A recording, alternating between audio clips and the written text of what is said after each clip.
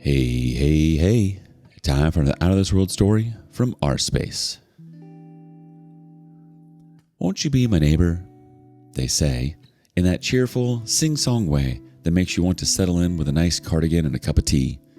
But in this suburban saga, the answer is maybe not. Today on rSpace, sometimes the person next door isn't just borrowing sugar, they're borrowing more than they should. Wife cheated on me with neighbor, and she begged me to cover for him. I told his wife everything. I, 38 male, have been with my wife, Kate, 36 female, for 15 years, married for 11 of them. We have one kid together, Milo, 7 male. We had a happy life together. A house, 2 cars, and a dog. I did my best to provide for them, and we always had everything we needed. Even went on vacations whenever we could, always wherever she wanted to go. I busted my butt working for our family for over a decade, and she paid me back by sleeping with our neighbor. I found out about it a month ago. Let's call our neighbor Larry and his wife, Susan. They live down the street from us, not far, but not close enough that we could just run into each other all the time. Their son, Adam, is Milo's age, and they're in the same class. The two of them became friends a couple of years ago, and Kate and Susan became friends as a result. I've met Larry. We shoot the breeze and joke when we run into each other, but we weren't really friends. We were just neighbors whose wives and kids were friends, so we had no choice other than to get along. Larry ran his own plumbing company, and Susan's shift at work began at noon, so they weren't around when the kids got home from school. Since Kate was always home at that time, the boys would stay with her when they got home. We were all fine with this arrangement. Adam was a good kid, and we didn't mind having him around. Larry and Susan appreciated the help, and Kate always told me she didn't mind. And so the arrangement went on for over a year without a problem. We didn't think anything of it. It was just part of our lives. Everything fell apart one afternoon when I left work early. When I got inside, I saw Milo and Adam glued to the TV in the living room. This was a bit odd. We had a rule that Milo had to finish his homework before he was allowed to watch TV. I said hi and talked to them for a bit and asked if they'd done their homework yet. Milo told me that his mom had promised to help them with it when she got back. Got back? From where? That was where things started smelling funny to me. The alarm bells weren't ringing yet, but questions started popping up. I asked where'd she'd gone, and he said she'd gone to the store to get something. They couldn't tell me exactly how long she'd been gone, but after questioning them a bit, they told me they'd watched a little over 1 episode after she left. Based on that, I estimated that she'd been gone anywhere from 25 to 45 minutes. That just confused me even more. She didn't like the idea of leaving Milo home alone for too long. He's a smart kid, and I always thought we could trust him on his own for at least a little while, but she always insisted that he was too young. It was surprising to hear that she'd left him to go out and run errands.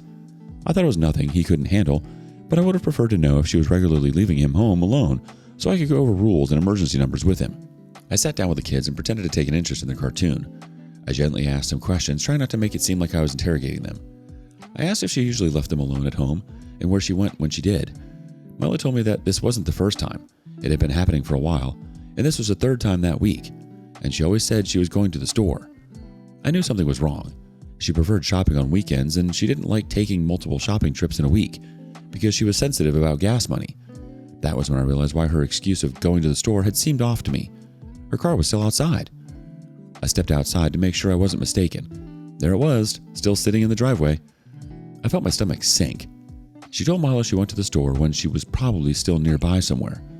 I tried to think it through without jumping to the worst conclusion. Maybe Milo had misheard her. He could have been so absorbed in his cartoon that he forgot what she actually said. That didn't sound like him, but it made the most sense. I decided to call her before making any decision. It took a little while before she answered the phone. I said hi and told her I wanted to check in on her and Milo. I asked how he was doing, and she said he was good. When I asked what she was up to, she said he was downstairs doing his homework. I could feel a headache coming on. She was pretending she was still home. I told her that I was at home, and she was nowhere to be found. The silence from the other end was loud. It was like she stopped moving, completely, while she was trying to figure out what to say next. I said I knew she was still somewhere close by, and I wanted to know exactly where she was. The silence continued, and I started getting impatient. I snapped and asked if she'd really gone to the store like she told Milo. Her voice was quiet as she admitted that she hadn't. I waited for her to tell me where she actually was. She just said she'd be home soon, and she would explain everything when she got back. I sat in front of the house, wondering which direction she'd come from and what story she'd give me to explain her lies. About a minute later, I saw her coming down from the direction of Larry's house. Her hair was messy, and she was way too dressed up for someone who supposedly had spent the day taking care of the house and watching kids. I like to think I'm no fool because I immediately started seeing red flags. I focused on the distance and I could just make out that Larry's van was in his driveway. He wasn't on a job at the moment. I could feel the pieces clicking into place, and I really didn't like the picture I was starting to see. I didn't give her a chance to speak or give me an excuse when she got near me. I wanted to catch her off guard. I asked her right away, "Were you at Larry's house?" She stopped walking and looked like a child caught with her fist in a cookie jar. Her eyes were wide and her mouth was open. I crossed my arms and waited for an answer. She admitted that she was, but she claimed there was a reason. I didn't say anything, waiting for her to explain. She said she wanted to do some baking and she had gone to borrow baking soda. I looked down at her hands and she wasn't holding anything. When I asked where it was, she told me that they didn't have any either. Larry told her to check the kitchen for it, and she'd spent all that time going through the kitchen with no success. I didn't say anything. I knew that wasn't true. She didn't spend nearly an hour going through our neighbor's kitchen looking for baking soda. It was obviously a hasty excuse she came up with because she hadn't expected me to come home this early. She could tell I wasn't buying it. Her voice started trembling and she gave me the old classic, "It's not what you think." I told her I didn't want to hear any more lies and I went inside. For the rest of the evening, I didn't say a word to her. I helped the boys with their homework, ate dinner in silence, and went to bed without a glance at her. I was preoccupied with what had happened earlier in the day. There was a part of my mind that was trying to make excuses for her. I didn't have any real proof. What if she really was innocent? The other part knew she was lying. I knew my wife, and she wouldn't respond to a false accusation by begging me. She'd get mad, and I wouldn't hear the end of it for weeks. The fact that Kate was lying next to me, quiet and nervous, was enough to fully convince me that she was lying. All that was left was proving it. I pulled out my phone and turned on a voice recorder. Then I rolled over and put it down on the floor, nearly under my side of the bed. Kate didn't seem to notice. I sat up and asked her if Susan knew about what was going on. She had the same guilty look again and said she didn't know what I meant. I asked if she knew that Kate and her husband were sleeping together. Kate jolted like she'd been stung and said that wasn't what happened. So I started listing out all the things that let me know she was lying.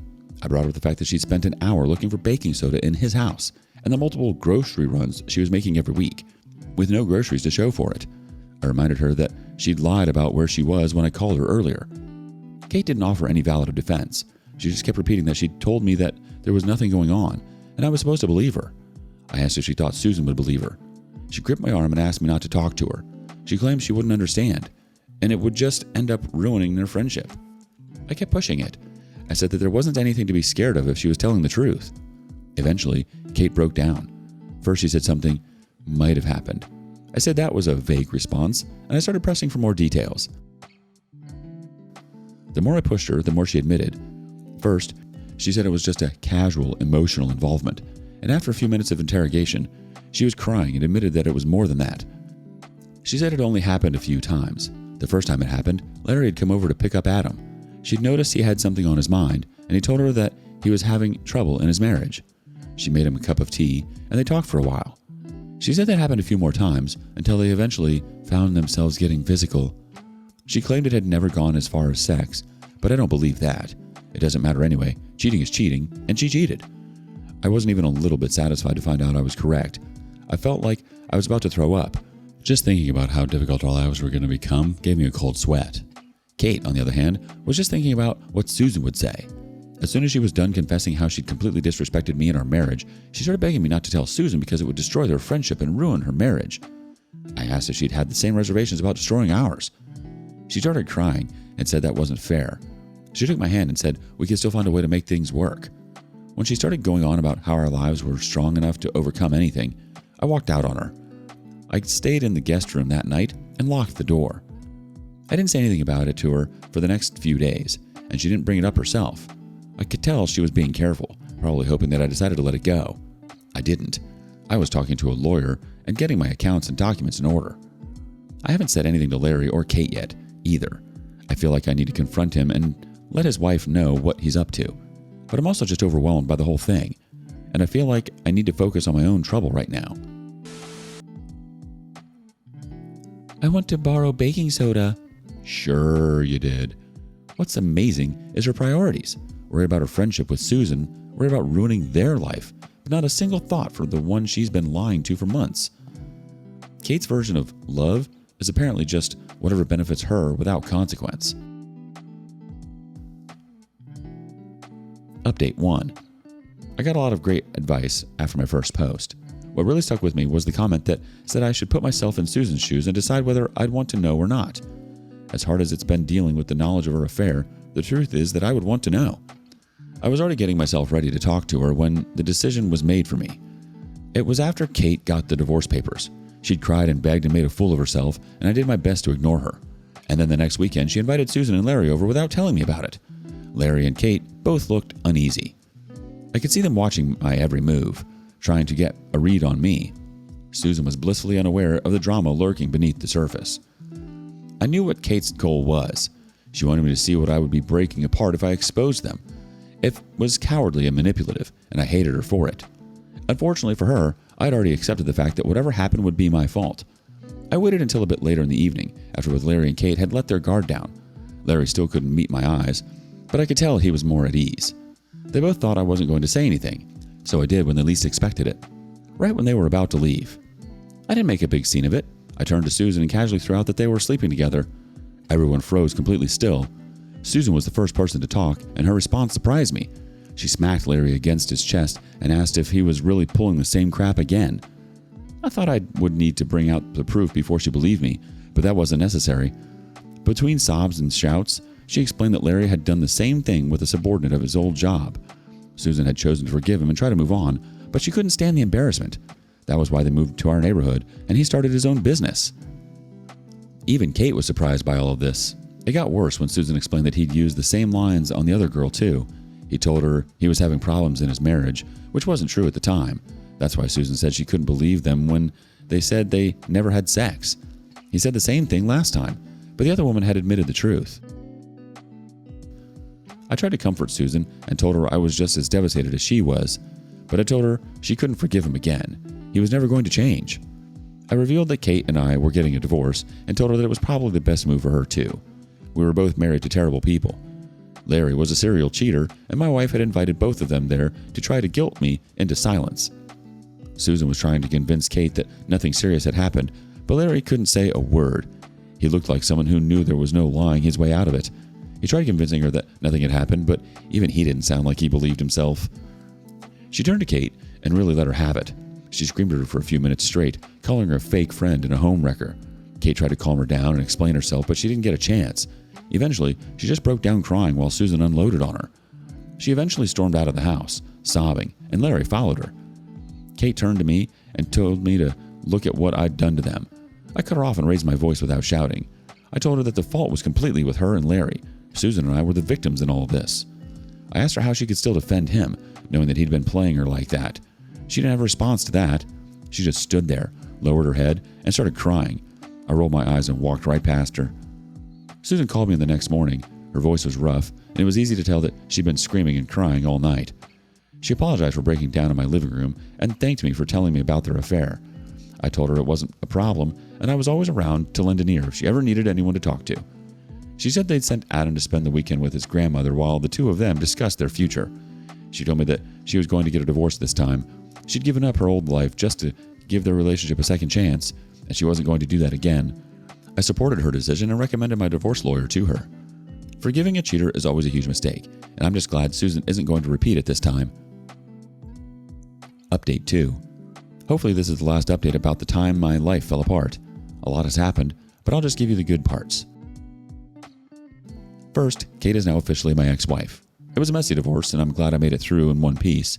She took the house and got alimony, which I just feels like a massive middle finger from the courts to me.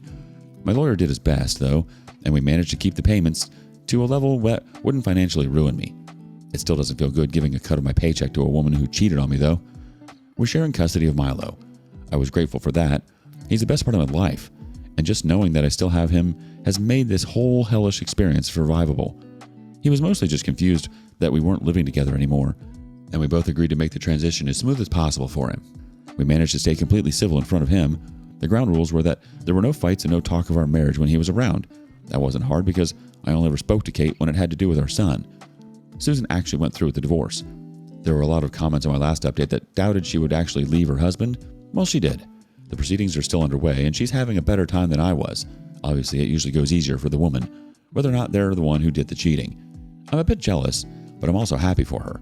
As far as I'm concerned, we're on the same side. Larry had to move on to an apartment in another part of town. A lot of his customers were people on our street, and once word got around about what he did, he suddenly stopped getting calls. No one wants to hire a plumber who has a reputation for checking out the wrong pipes. As for me, I've moved into a smaller place. I just got enough space for me and Milo.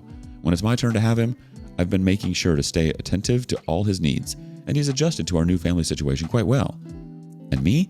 Despite losing the house and getting screwed with the alimony, I don't regret the decision I made. I worked hard to prove a good life, and I wasn't going to come home every night to a woman who viewed my sacrifices as nothing. I had to protect my principles and my peace. More importantly, I wanted to set a good example for my son, and I hope he'll be able to appreciate it when he's older. I love that Susan didn't even need proof. She just had to look at the two of them and go, "Yep, same song, different day." Meanwhile, Kate is standing there shocked that someone else finally sees through her act. Newsflash, Kate, the world doesn't revolve around your excuses, and your guilt trips are as transparent as your lies. Kate got exactly what she deserved: exposed, humiliated, and stripped of control. Larry lost his fake respectability with his clientele. And you, OP? You're free of their toxic mess. What would you have done if you were OP? Let us know below. And thank you for joining us today on rSpace. Be sure to like and subscribe and hit that notification bell so you don't miss out on our next video. See you next time.